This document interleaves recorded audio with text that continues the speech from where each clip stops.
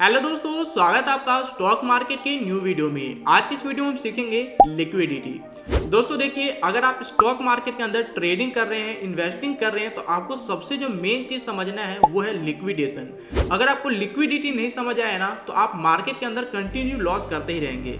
आप जितना मर्जी यहाँ पे टेक्निकल एनालिसिस करो, कुछ फंडामेंटल लगा लो, कोई भी chart pattern, candle sticks read out कर लो, लेकिन जब तक आपको यहाँ पे लिक्विडिटी नहीं समझ आएगा ना, मार्केट के अंदर से आपका लॉस कंटिन्यू होता ही रहेगा।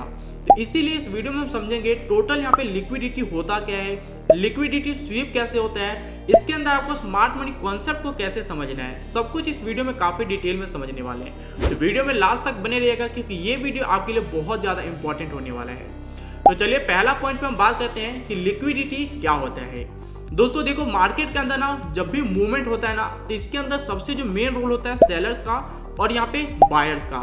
इसकी जब भी यहाँ पे डिमांड एंड सप्लाई जनरेट किया जाता है, तब मार्केट के अंदर मूवमेंट आता है, और इसी दोस्तों यहाँ पे डिमांड एंड सप्लाई को हम जो है और मार्केट के मोमेंटम को लिक्विडिटी बोलते हैं। आसान शब्दों में कुछ एग्जाम्पल के साथ समझते हैं। मान के चलिए आपके पास कुछ गोल्ड और यहाँ पे कुछ रियल एस्टेट में जमीनें पड़ी हुई हैं। अब इन दोनों का आप बेचना चाहते हैं, तो फर्स्ट सिनेरियो में देखते हैं, आपके पास कुछ फिजिकल गोल्ड है, इसको बेचने चाहते हैं, मीन्स कि आप यहाँ पे अभी सेलर हैं, तो आप इसको बेचने के लिए मार्केट में जाएंगे, तो आपको क्या है, अब कुछ बायर चाहिए होगा। तो आप सिंपली क्या करोगे, गोल्ड बेचने के लिए ज्वेलरी शॉप पे जाओगे और सिंपल वे में आप गोल्ड तुरंत बेचकर कैश दे लोगे। मीन्स कि यहाँ पे आपको एक हाई लिक्विडिटी मिली, जहाँ पे आप सेलर भी एक्टिव हो और वहाँ पे क्या है, बायर भी एक्टिव है। तो बहुत आसानी से क्या हो गया, यहाँ पे लिक्विडेशन हो गया, आसानी से आपने सेल कर दिया और आसानी से उसने बाय कर लिया। तो एक हाई लिक्विडिटी यहाँ पे हमें देखने को मिला है। अब इसके दूसरे सिनेरियो में, अगर आपके पास यहाँ पे रियल एस्टेट में कुछ जमीन है और उसको आप बेचना चाहते हैं, तो यहाँ पे दोस्तों आप क्या है, लिक्विडिटी लो होगा। और ऐसा क्यों कह रहा हूं, क्योंकि देखो गोल्ड बेचने के लिए आपको ज्यादा कोई भी चीज देखना नहीं पड़ेगा, ज्यादा यहाँ पे कोई भी आपको जो वेट नहीं करना पड़ेगा। तुरंत मार्केट में जाओ, किसी भी ज्वेलरी शॉप के ऊपर आप गोल्ड तुरंत बेच लोगे। हाई लिक्विडिटी थी, क्योंकि यहाँ पे बायर्स बहुत ज्यादा एक्टिव थे और सेलर तो आप थे ही, ठीक है। अब यहाँ पे देखो, अब आप बेचना चाहते हो जमीन को। जमीन बेचने के लिए आपको दोस्तों काफी टाइम लग सकता है, क्योंकि आपको ना यहाँ पे वेट करना पड़ेगा एक बायर का।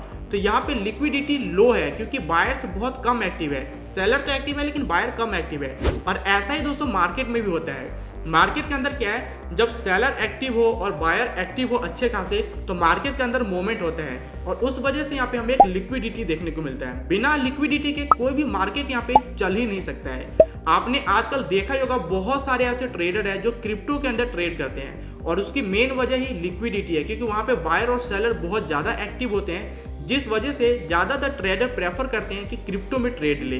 तो दोस्तों अब यहाँ पे हम समझते हैं लिक्विडिटी स्वीप कैसे होता है, लिक्विडिटी को आपको मार्केट के अंदर कैसे रीड करना है।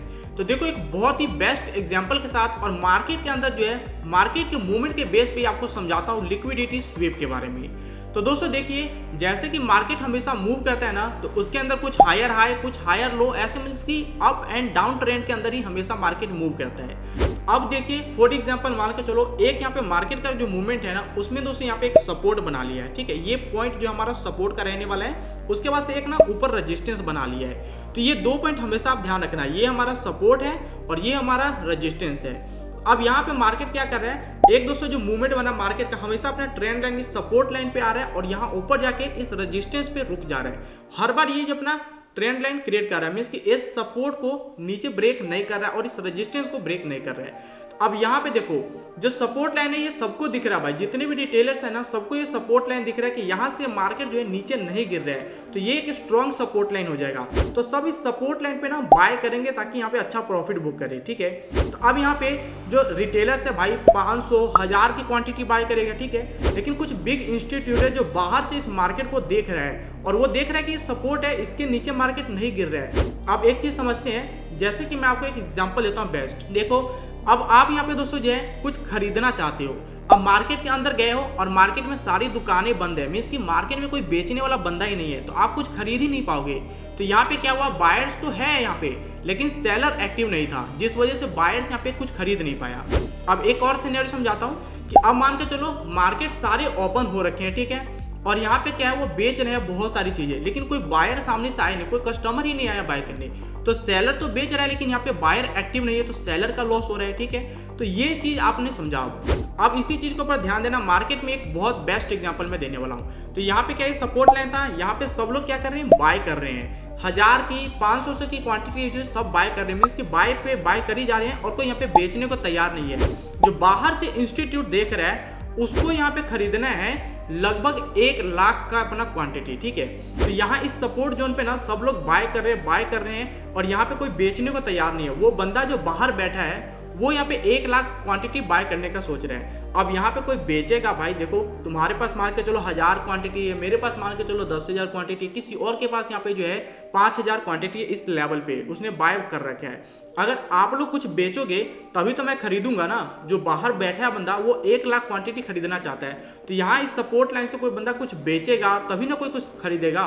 तो यहाँ पे क्या होता है, देखो अब यहाँ पे देखा इसने बाहर से जो इंस्टीट्यूट है कि ये सपोर्ट लाइन है, इसको ब्रेक करने के लिए वो अपने 1 लाख क्वांटिटी बाय करना चाहता है। तो पहले वो क्या करेगा, इस सपोर्ट लाइन को ब्रेक करवाएगा। तो उसने कुछ सेलिंग स्टार्ट कर दी, जिससे हुआ क्या, जो कंटिन्यू ट्रेंड लाइन इस सपोर्ट पे आके ऊपर रेजिस्टेंस पे जा रहा था, फिर इस सपोर्ट पे आ रहा था, फिर रेजिस्टेंस पे जा रहा था। तो ये जो मूवमेंट चला था ना एक सपोर्ट पे और इस रेजिस्टेंस पे, तो अब इस मूवमेंट को ब्रेक करने के लिए जो इंस्टीट्यूट है कुछ सेलिंग करता है, जिससे ये सपोर्ट जो होता है ना ये ब्रेक हो जाता है। तो ये सपोर्ट जैसे ही ब्रेक होगा ना, तो यहाँ पे क्या होगा, जितने भी बायर्स यहाँ इस सपोर्ट पे बैठे थे उन सबका स्टॉप लॉस जो होगा वो यहाँ पे स्टॉप लॉस हिट हो जाएगा। स्टॉप लॉस जैसे ही हिट होगा ना, जो बिग इंस्टीट्यूट बाहर से बैठा था अब यहाँ पे उसको जो है बाइंग अपॉर्चुनिटी मिल जाएगी, क्योंकि यहाँ पे सबने ना अपने सेल कर दिए होंगे अपने शेयर्स को। सब यहाँ पे अब सेल करने लगे होंगे, शॉर्ट करने लगे होंगे, मीन्स अब यहाँ पे सभी लोग अपने जो क्वांटिटी को ना सभी अपने शेयर्स को बेच रहे हैं। तो सब अब बेच रहे हैं, तो मार्केट में एक बायर चाहिए होगा जो कि पहले से बैठा हुआ है और उसको लाखों की क्वांटिटी चाहिए। तो उसने क्या किया, यहाँ पे बाय कर लिया सब कुछ। अब इसने जैसे ही बाय किया ना, यहाँ से मार्केट ने पुल बैक किया और मार्केट यहाँ से लिक्विडिटी को स्वीप कर दिया। अब यहाँ पे देखो लिक्विडिटी स्वीप मैंने बोला, ऐसा क्यों बोला, देखो भाई जो ये सपोर्ट लाइन था ना, यहाँ बहुत स्ट्रॉन्ग सपोर्ट लाइन था। तो जब भी हमारा रूल क्या कहता है कि सपोर्ट लाइन अगर ब्रेक होता है तो मार्केट में सब लोग यहाँ पे जो है यहाँ पे सेल करते हैं। तो ऐसे क्या हुआ, सभी रिटेलर्स पैनिक हो गए कि यहाँ पे सपोर्ट लाइन ब्रेक हुआ है तो मार्केट नीचे की ओर भागेगा। लेकिन यहाँ पे लिक्विडिटी स्वीप कैसे हुआ, मार्केट ने क्या किया, जो स्टॉप लॉस है वहां तक हिट कराया, क्योंकि यहाँ से बाहर से इंस्टीट्यूट को कुछ बाइंग करनी थी। तो यहाँ पे उसने अपना बाइंग पोजीशन बनाया और मार्केट यहाँ से लिक्विडिटी स्वीप कर गया। मार्केट नीचे नहीं गिरा, यहाँ से मार्केट ऊपर की ओर भाग गया लोगों का स्टॉप लॉस हिट करके। ठीक है, तो ये सिनेरियो क्या हुआ कि यहाँ पे शॉर्टिंग करते हुए जब यहाँ पे इंस्टीट्यूट को बाय करना था तो यहाँ पे लिक्विडिटी क्रिएट किया, लिक्विडिटी को स्वीप कराया, सबका स्टॉप लॉस हिट करके मार्केट को वहाँ पे वापस अप ट्रेंड की ओर भेज दिया।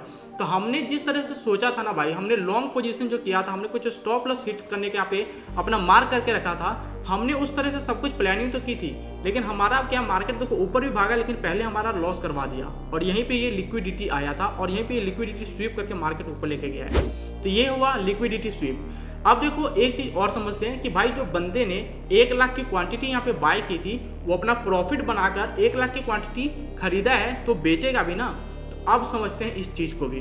देखो ये जो हमारा सपोर्ट लाइन था और इसके ऊपर एक रेजिस्टेंस था, ठीक है। तो यहाँ इस रेजिस्टेंस के ऊपर भी ना लोगों ने क्या किया, अब रेजिस्टेंस क्या कहता है हमारा कि रेजिस्टेंस जब भी ब्रेक करे ना तो यहाँ पे अपना बाइंग पोजीशन बनाएंगे। तो अब देखो इस चीज को समझते हैं, जो 1 लाख की क्वांटिटी थी उसके अपनी बिग इंस्टीट्यूट की, वो यहाँ पे अब अपना प्रॉफिट बुक करके कुछ यहाँ पे बेचना चाहता है 1 लाख क्वांटिटी को। तो भाई अभी हमने आपको समझाया था एक एग्जाम्पल के साथ कि मार्केट ओपन है, मार्केट के अंदर कोई बेचना चाहता है तो सामने कोई खरीदने वाला भी होना चाहिए। अब ये इंस्टीट्यूट जो है अपना प्रॉफिट बुक करके 1 लाख क्वांटिटी बेचना चाहता है तो मार्केट में कोई बंदा खरीदने वाला भी बैठा होना चाहिए। तो अब ये जो रेजिस्टेंस होता है ना, रेजिस्टेंस के ऊपर जब मार्केट चला जाता है, जब ये ट्रेंड लाइन ऊपर चला जाता है, तब यहाँ पे क्या होता है कि सबको लगता है मार्केट जो रेजिस्टेंस ब्रेक किया है तो मार्केट ऊपर भागने वाला है। तो यहाँ पे क्या होता है, अब रिटेलर्स ने यहाँ पे अपना बाइंग पोजीशन शुरू कर देते हैं, ठीक है। तो यहाँ से लोग अब बाय करने लगते हैं और यहाँ पे जो बिग इंस्टीट्यूट होता है वो अपना 1 लाख बेचना चाहते हैं। तो यहाँ पे खरीदने वाले अपना इंटरेस्ट बनाने लगते हैं, मीन्स कि बायर्स बहुत एक्टिव हो गए हैं इस रेजिस्टेंस पॉइंट के ऊपर। तो जब बायर्स एक्टिव हो जाते हैं तो इंस्टीट्यूट यहाँ पे बेचने लगता है। अब यहाँ पे बायर्स एक्टिव हुआ, उसने 1 लाख की क्वांटिटी जैसे ही सेल किया ना, मार्केट ने यहाँ से दोस्तों जो अपना कैरेक्टर ही चेंज कर लिया और दोबारा से गिर गया, मीन्स कि अब ऊपर से भी मार्केट के अंदर लिक्विडिटी स्वीप हो गया है। तो आई होप दोस्तों आपको ये चीज़ समझ लगा होगा। देखो बहुत ही आसान तरीके से समझाया आपको, अगर फिर भी नहीं समझ लगा एक बार और मैं आपको एग्जांपल बताता हूँ। देखो बहुत आसान है, ये सपोर्ट हमारा था, हमारा एक रेजिस्टेंस था। मार्केट में क्या हुआ, यहाँ पे बहुत सारे लोग जो है सपोर्ट के ऊपर से बाय बाय बाय कर रहे थे।